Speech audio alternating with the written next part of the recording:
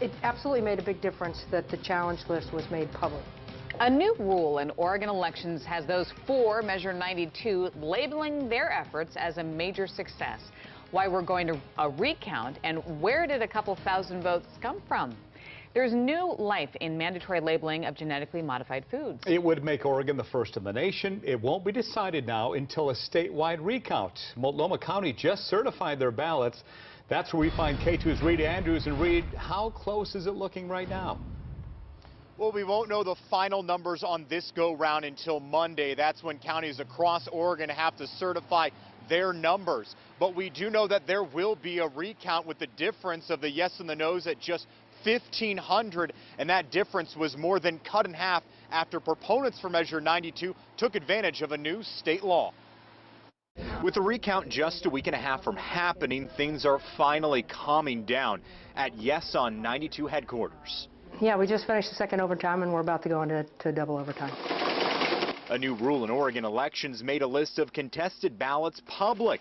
Yes on Measure 92 looked through that list and found supporters who had already pledged to vote.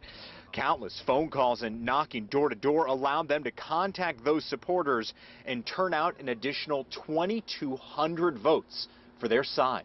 The taking names part is exactly for this reason, so that you have a list of all your folks, so that when it comes down to a close race, you know who you can depend on, and you want to make sure that they turn out. We still don't know if some foods are going to have to be labeled as having GMOs. It's one of the tightest races anyone in Oregon can remember. Now, if this bag of M&Ms symbolizes how many votes were cast, about 1.5 million, it's pretty much evenly split between the yes and no side. With the yes and the no on Measure 92 so close, or in this case, the reds and the greens, it comes down to a half of an M&M, or 1/10 of 1%. Katie Fast with the Oregon Farm Bureau says the no on 92 side also worked trying to corral supporters with contested ballots to ensure their votes were counted. It's been a tough campaign. Obviously, we would like to end it on Election Day. GMO labeling supporters say they outworked their opponents.